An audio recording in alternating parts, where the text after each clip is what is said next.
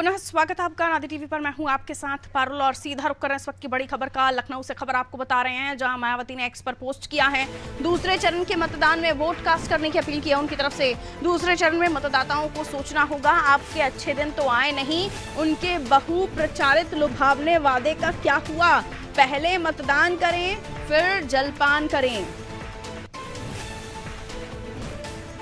Vote डालने की appeal की है मतदाताओं से। और देखिए, चूंकि अब ये नेता सार्वजनिक तौर पर खुद के लिए वोट नहीं मांग सकते, इसलिए सिर्फ मुद्दों को गिना रहे हैं। और एक्स पर मायावती ने जो पोस्ट किया, इससे वो ये मतदाता को कह रहे हैं कि दूसरे चरण में सोचना होगा, आपके अच्छे दिन तो आए नहीं, उनके बहु प्रचारित लुभावने वादे का क्या हुआ। पहले मतदान फिर जलपान।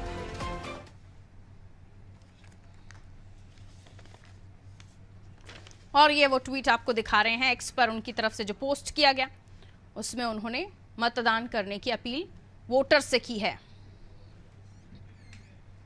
नीतीश हमारे साथ जुड़े हुए हैं उत्तर प्रदेश से, जो हमें बताएंगे कि इस वक्त उत्तर प्रदेश में क्या माहौल है। 8 सीटें जिन पर मत पड़ रहे हैं, हॉट सीट मथुरा, मेरठ, बागपत, जहां पर सबकी नजर बनी हुई है। साथ ही आपके क्षेत्र की अगर मैं बात करूं तो किस तरह का उत्साह वोटर्स में दिखाई दे रहा है। नीतीश आवाज मिल रही है? जी बिल्कुल। जी बताइए, किस तरह का उत्साह वोटर्स में आप देख रहे हैं? क्या कुछ इस वक्त मतदान को लेकर जनता के मन में है? जी पारुल, देखिए हम आपको बता दें कि अगर बात करें तो लोकसभा चुनाव के दूसरे चरण के लिए 13 राज्यों और केंद्र शासित प्रदेशों की 88 सीटों पर आज मतदान हो रहे हैं। और इसी के क्रम में उत्तर प्रदेश की 8 लोकसभा सीटों, जिनमें प्रमुख रूप से अमरोहा, मेरठ, बागपत, गाजियाबाद, गौतम बुद्ध नगर, बुलंदशहर, अलीगढ़, मथुरा, इन सीटों पर सुबह 7 बजे से मतदान हो रहे हैं। शुरुआती जो रुझान सामने आए थे, उससे एक बार ऐसा लग रहा था कि निश्चित ही एक ज्यादा संख्या में लोग आएंगे। और इसी के क्रम में मतदान प्रतिशत हुआ है, अगर हम आपको क्रमानुसार बताएं तो जी, तो मतदान चल रहा है, लोग घरों से निकल रहे हैं, मतदान कर रहे हैं। देखिए, अब जैसे जैसे टेम्परेचर बढ़ेगा, उसके बाद लोग कोशिश करेंगे कि कुछ लोग वो होंगे जो लंच के टाइम पर जाकर वोट कास्ट करना चाहते हैं। जी नीतीश, कंप्लीट कीजिए अपनी बात जल्दी से। 20% और मथुरा में 10.9% मतदान दर्ज किया गया। अगर हम आपको बताएं तो ये तुलनात्मक अध्ययन है इसके साथ। जी नीतीश, हम वापस आपके पास आ रहे हैं। कुछ नेटवर्क इशू की वजह से आप की आवाज नहीं साफ आ रही है। शादाब हमारे साथ जुड़े हुए, उनसे भी हम जानेंगे कि कहां इस वक्त किस तरीके का मत प्रतिशत निकल कर सामने आया है और जनता में कितना उत्साह दिखाई दे रहा है। क्योंकि अब तक जो मत प्रतिशत आ रहे हैं उसके हिसाब से 11 के करीब आसपास ये मत प्रतिशत गया है। अभी क्या अपडेट्स हैं शादाब, और वोटर्स में किस तरह का उत्साह, किन मुद्दों पर वोट कास्ट किए जा रहे हैं? देखिए पारुल, मैं आपको बता दूं कि लगातार अब यहाँ पर जो भीड़ है वो बढ़ती नजर आ रही है। कई ऐसे जिले हैं जहाँ पर लोग बढ़ चढ़ कर वोट देने की बात कर रहे हैं और वोट दे रहे हैं। हालांकि अभी जिस तरह से टेम्परेचर बढ़ता जाएगा तो उसमें थोड़ी दिक्कतों का सामना भी जो वोटर हैं उनको करना पड़ेगा। हालांकि अगर निर्वाचन विभाग की बात करें तो वो लगातार सुविधाओं देने की बात कर रहा था, और कई ऐसे तरीके हैं जिसकी वजह से जो वोटर हैं उनको दिक्कतों का सामना न करना पड़े। इसको लेकर भी उन्होंने कई ऐसी रणनीति भी बनाई थी। आपको ये भी बता दें कि जिस तरह से जो निर्वाचन विभाग है उन्होंने एक ऐप भी चालू की थी, जिससे वो बूथ पे पता भी कर सकते हैं कि कितनी भीड़ है वहां पे या कितने लोग वहां पे अभी वोट डालने हैं। ऐसी तरीके की भी निर्वाचन की तरफ से एक साइट जारी की गई थी, उस पर भी आप जो लोग हैं वो चेक कर सकते थे। तो ऐसे में जिस तरह से जो वोटर हैं वो लगातार वोट डालने के लिए बूथ पर पहुंच रहे हैं। लेकिन जिस तरह से अगर तापमान की बात करें, तापमान में धूप बहुत तेज है, उसको देखते हुए जो बुजुर्ग हैं उनको दिक्कतों का सामना करना पड़ रहा है, लाइन लगानी पड़ रही है। तो उसको देखते हुए जो थोड़ी बहुत दिक्कतें हैं वो सामने आ रही हैं। लेकिन जो वोटर हैं वो लगातार वोट करने आ रहे हैं और वोट डाल रहे हैं। फिलहाल आपको बता दें कि अगर मेरठ की बात करें, मेरठ से जी, मेरठ में जो वोट परसेंट है वो फिलहाल जो सामने आया था अभी तक 10.28%। अब ये कहां तक पहुंचा है, क्या कोई अपडेट इस पर सामने आया है? क्योंकि अब 11 बजे का वोट परसेंट सामने आने लगा होगा। हालांकि साइट पर अपडेट हुआ है नहीं, ये मुझे जानकारी नहीं है। शादाब, आपके पास कोई अपडेट?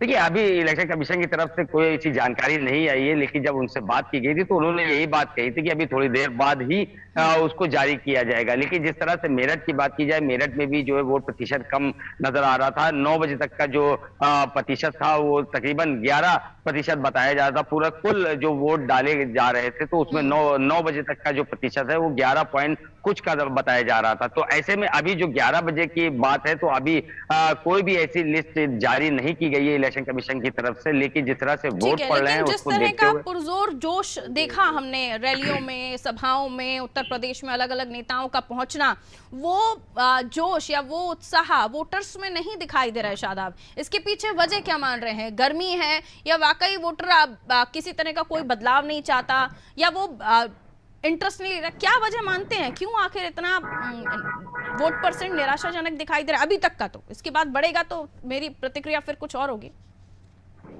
देखिए पारुल, अगर बात की जाए तापमान बहुत दिक्कतों का सामना लोगों को करना पड़ रहा है, क्योंकि धूप इतनी तेज है कि लोग जो आ रहे हैं वो परेशान हो रहे हैं, क्योंकि लाइन लगानी पड़ रही है, क्योंकि जितने भी वोटर हैं वो वोट डालने तो आ रहे हैं। इसको देखते हुए जो भीड़ है वो बढ़ रही है, तो उसमें लाइन भी लगानी पड़ रही है लोगों को। तो ऐसे में जो तापमान है, तापमान में दिक्कत आ रही है लोगों को। इसको देखते हुए जो भीड़ है वो भी कम हो रही है। कुछ लोग तो ये भी सोचते हैं कि जो है थोड़ा जब शाम के टाइम वोट डालें कि बिल्कुल। तो वोटिंग अभी शाम तक है, आप जाइए वोट कास्ट कीजिए जैसे समय आपको मिले। और सुबह से अगर आप नहीं निकले हैं तो जरूर ये ध्यान रखें, आपका एक एक वोट बहुत ही महत्वपूर्ण है।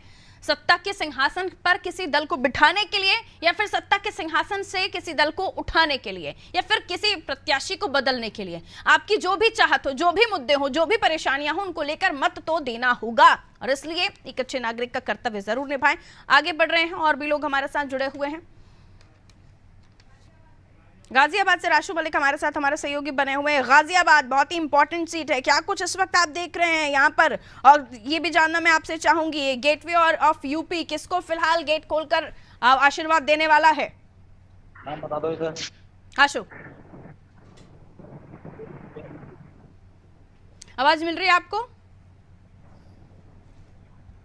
चलिए, लगता है हमारे सहयोगी गाजियाबाद से हमारे साथ जुड़े हुए हैं, उनकी तरफ हम रुख करेंगे। नितेश हमारे साथ बने हुए हैं। नितेश, जनता का मूड टटोला आप लोगों ने जब आप फील्ड पर थे, जनता के बीच पहुंच रहे थे। इस फेज में 8 सीटें 7 बीजेपी के पास रही। मेरठ जहां बहुत कम मार्जिन से जीत हुई, 1 सीट बीएसपी के पास रही। लेकिन अब क्या समीकरणों में बदलाव देखा जा रहा है? सेकंड फेज में मुद्दों में परिवर्तन हम देख रहे हैं, और जनता का उत्साह क्या उन मुद्दों के साथ और तब्दील हुआ है, या फिर फर्स्ट फेज की तरह ही हमें इस फेज में भी बहुत ज्यादा वोट परसेंट में अंतर नहीं दिखाई देगा? जनता नहीं निकलेगी तो बहुत ज्यादा इस लड़ाई, इस जंग में उत्साह नहीं दिखाई देगा, कामयाब नहीं होगा। निश्चित ही पारुल, आपकी बात से हम पूर्ण तरह सहमत हैं। और जिस प्रकार से वादे किए गए थे, दावे किए गए थे, जब हमने जनता की नब्ज टटोली तो उनका साफ तौर पर कहना है कि जो भी वादे थे वो उतना प्रभावी तौर पर जमीन पर दिखाई नहीं पड़े। पारुल जी, हम आपको एक चीज और भी बता दें कि जो मतदाता है वो अपने बीच के लोगों से, लेकिन यहाँ पर तमाम राजनीतिक दल जो होते हैं वो अपनी जीत सुनिश्चित करने के लिए अपने मन मुताबिक चेहरे सामने लाते हैं। हालांकि यहाँ पर जातीय समीकरण को साधने की भी लगातार बात चलती है, लेकिन जनता ऐसे लोगों को वोट देना चाहती है जो हमें लग रहा है कि जिनको वो खुद से पसंद करती है या खुद से पहचानती है। तो कहीं ना कहीं ये जो वोट प्रतिशत की गिरावट है, ये कहीं ना कहीं लोकतांत्रिक व्यवस्था के लिए एक खराब है। क्योंकि अगर बात की जाए तो गाजियाबाद जैसी जगह से 10.67 और मथुरा, खासकर हम आपको बताएं जो निर्वाचन आयोग ने 9 बजे तक का डाटा उपलब्ध कराया, मथुरा में 9 बजे तक सुबह 10.09% मतदान दर्ज किया गया है। और जबकि वापस मेरे सवाल पर नितेश, जो मैं आपसे पूछना चाहती हूँ, क्योंकि आप लोग वहां पर रहे, आप लोगों ने फील्ड पर काम किया, आप लोगों ने जनता का मन टटोला और जनता के मुद्दों पर बातचीत करना चाहती है, ये आप लोगों ने उस वक्त अपने अंदर वो बातें थामी, और इसलिए जानना जरूरी हो जाता। मैं लौट रही आपके बस इसी सवाल से आगे बढ़ूंगी, आपसे जानकारी लूंगी। मुख्यमंत्री योगी आदित्यनाथ ने एक्स पर पोस्ट किया है, सीएम योगी ने मतदाताओं से अपील की है, सुरक्षित व विकसित भारत के लिए मतदान करें। आपका वोट देश के स्वर्णिम भविष्य का निर्णायक है, पहले मतदान फिर करें जलपान। यूपी की 8 सीटों पर मतदान लगातार जारी है। मुख्यमंत्री योगी आदित्यनाथ ने भी मतदाताओं से एक्स के जरिए अपील की है कि सुरक्षित और विकसित भारत के लिए मतदान करें, आपका वोट देश के लिए। जैसे मैंने आपको पहले बताया कि अब अपील नहीं हो पाएगी कि आप अपनी पार्टी के लिए वोट मांग सके, तो इसलिए एक वाक्य ऐसा जो आपके कामों को, आपकी बातों को दर्शाता हो, आपके कैंपेन्स को दर्शाता हो, जिसके लिए आप चुनाव में उतरे।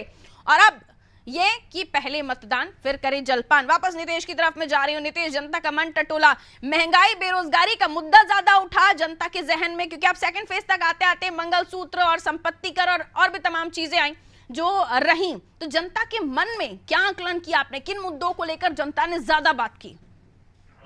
जी, जैसा कि आपने बताया कि महंगाई और बेरोजगारी निश्चित ही जब हम जनता के बीच में पहुंचे तो वहां पर एक अच्छी खासी संख्या यूथ की वहां पर सामने आई और यूथ का साफ तौर पर कहना है कि वो बेरोजगार है, उनके पास नौकरी नहीं है। हालांकि तमाम सरकारी दल ये लगातार दावा करते रहते हैं कि उनके समय में नौकरियां दी जाती है, जब हम जाते हैं तो वहां पर कहीं ना कहीं बातें विपरीत। जी नीतीश, बहुत ज्यादा नेटवर्क ब्रेकेज है आपके यहाँ से, प्लीज उसको ठीक करवाइए। मैं लौट रही हूँ आपके पास, दोबारा आपसे बात करूंगी। वाशु मलिक हमारे साथ जुड़े हुए हैं गाजियाबाद से। गाजियाबाद के बारे में वाशु के पास क्या जानकारी? गेटवे ऑफ यूपी किसको रास्ता दे रहा है?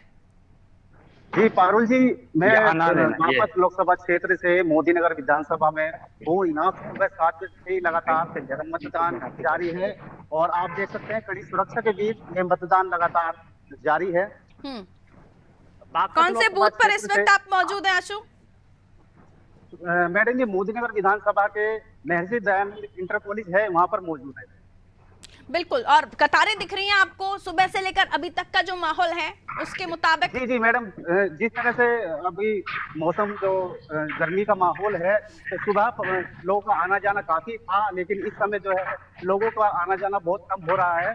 तो शाम तक होते होते मतदान केंद्र पर जो मतदाताओं की संख्या बढ़ने की उम्मीद है।